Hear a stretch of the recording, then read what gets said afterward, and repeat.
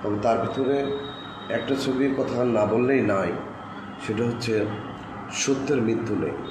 এই সিনেমাতে যখন একটি গান ছিল, চিঠি এলো জেলখানাতে অনেক দিনের পর, এই গানটি শুরু হওয়ার সঙ্গে সঙ্গে আমার চোখ দিয়ে অনবরত পানি ঝরতে শুরু করেছিল।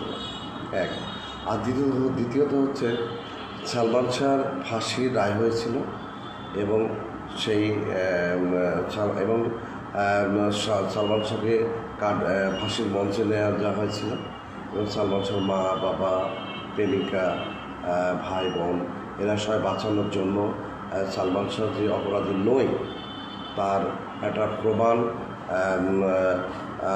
পাইছিল। সেই প্রমাণটা নিয়ে যখন ফাঁসির মঞ্চে যাবে সেই সময় যে